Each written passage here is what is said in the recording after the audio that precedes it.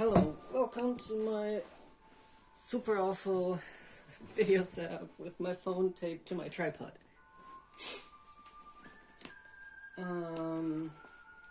But the audio quality is super bad. You can probably see me putting on my sock. I'll be doing wallet dungeons, which is, you can get it on itch. I just want to try out how it works, because someone requested a guide.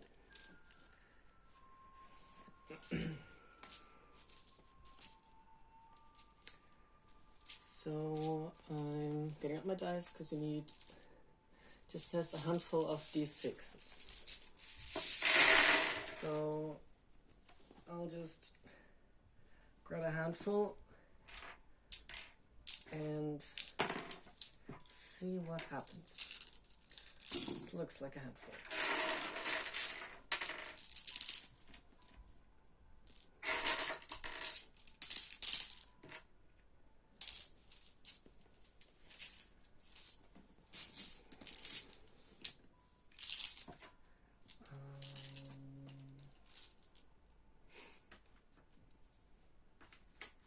I'm going to put a margin to where I'll be throwing. Use my rule thingy. And this one gets thrown again. Okay, now the rulebook says to assemble them based on results. So any number 1 is a dead end. Okay. Except for the 5 and 6, which have special rules, like 5 being a tower. Oh, I'm realizing you cannot see this on the camera at all. I hope this helps a bit.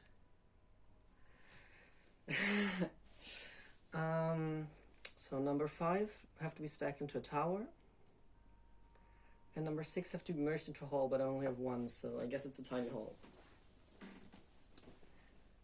Good. So 2 can only connect to 1, like to 2 other dice. Could be fun to make like a long hallway, but I don't know if it'll be possible. Also, this certainly doesn't work. I could also have like 2 hallways with dead ends.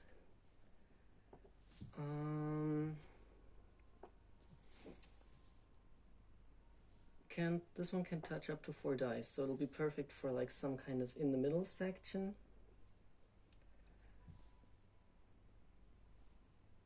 Up to 4 dice, so it doesn't have to. That's helpful.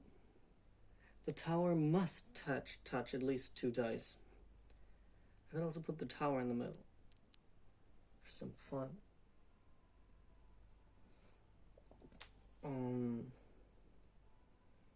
Maybe something like this. Now I could always make a longer hallway. You can't see it on the camera. Maybe this will help. So this is a 4. I don't know if you can see it on the screen. Like I said, use tape so you can see half the screen.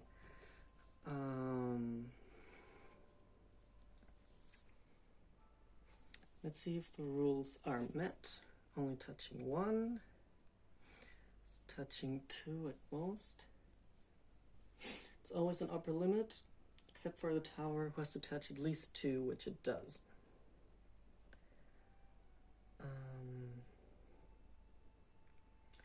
Looking good. Time for a sketch, I guess. 4 down. So, oops. And now we're just gonna make some kind of symbol to show this is a tower, I guess, with 3 levels. And this is meant to be a hall. Okay.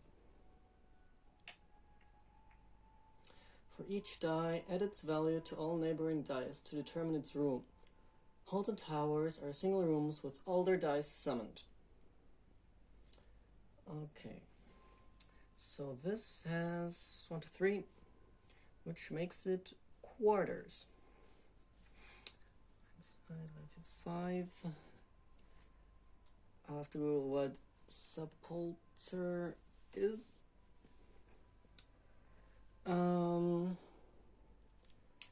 So we add, now the tower makes it complicated, but it says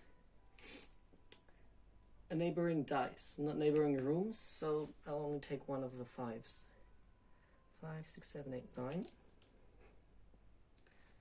Which is a kitchen. Interesting. For the tower, 15, 16, 17, 18, 19, 20, 21, which makes it a temple. This kind of hall, no, it's crossroads. 4, 5, 9, 10, 16. Crypts. 5, 6, 7, 8, 9, 10, 11. 11 is an armory. Bad. And here we have 7, which is a storeroom. I'm really impressed with how much sense the results tend to make. It's a nice number magic in the background. Okay, now place an entrance where it makes sense. I'll have to Google sepulture quickly.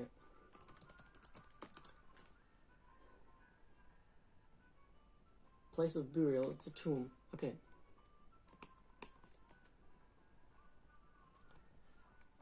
Back to full screen mode.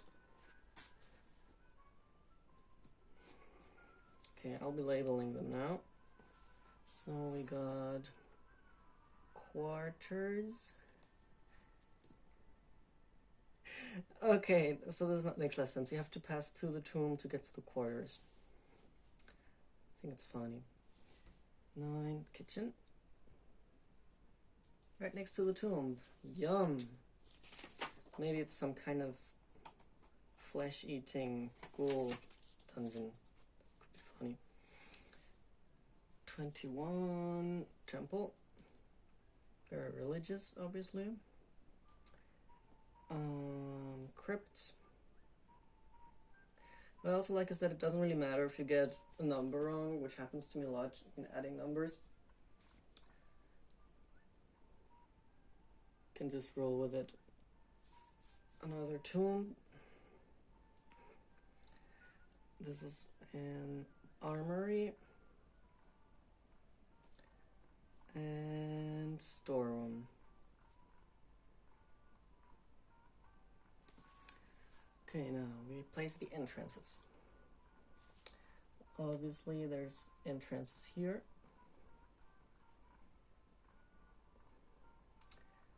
It would be fun if this is like a hidden entrance, so I'll leave it just a line.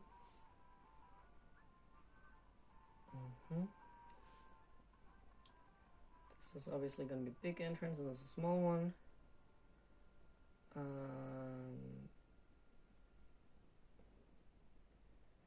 No idea how this is going to work. The tomb between the kitchen and the quarters. Now for extra detail, modify each room based on lowest/highest neighboring die. So for 1, 2, and 3 we take the highest. So this is 1, it's this room. The highest neighboring die is a 2, which means it has a secret exit. Secret exit. And the highest is a 2. It also has a secret exit, I guess. This highest is a 5, which makes it flooded. Flooded kitchen, yum.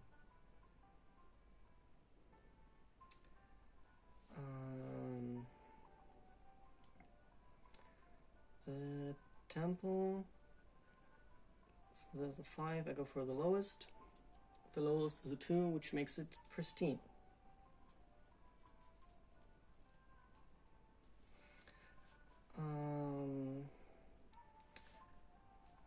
The lowest is 1, which makes it ornate.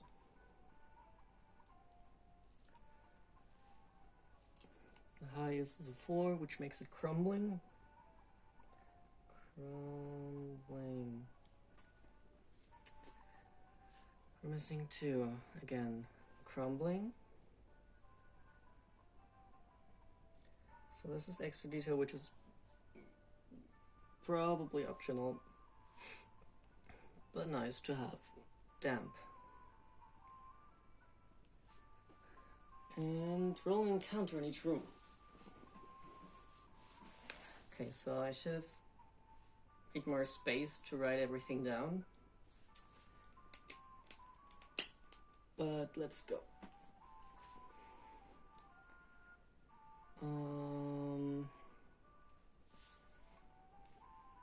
So this is a tower. I just need to somehow note that this is a hall.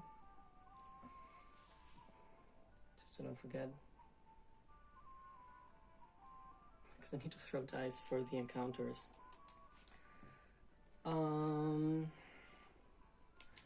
Quarters will have, I think this is a 3. Nothing. The tomb will feature opportunity. Just gonna write it down like this because I don't have the space. So an obstacle and possible treasure. The kitchen, same. Probably have to dodge an angry cook with a knife. Tower and hall go separately. Let's continue with the crypts. Nothing. The secret hidden tomb have a threat. Probably some kind of zombie or mummy to attack you. Nice. Or maybe it's a hidden vampire sleeps in here. That'll be fun. Secret passage to vampire tomb. It's crumbling because he's depressed and has not been taking care of it. Oh, that was... whatever. It'll have to be the storeroom, which has a treasure, which kind of makes sense.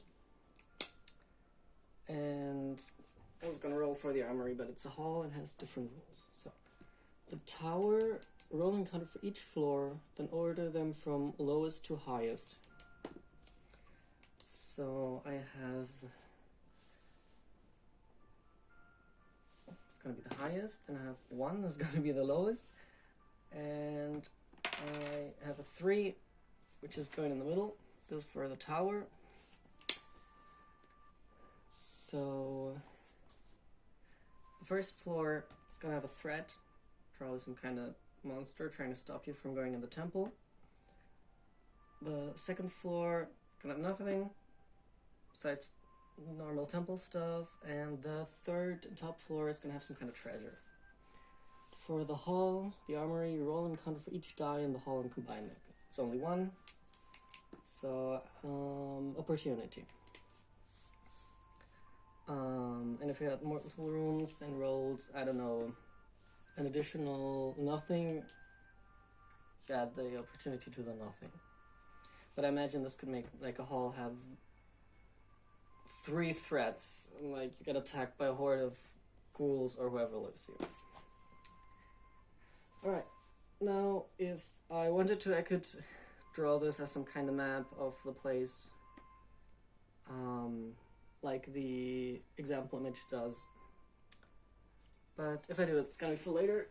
Thanks for watching. I hope my voice is understandable at all.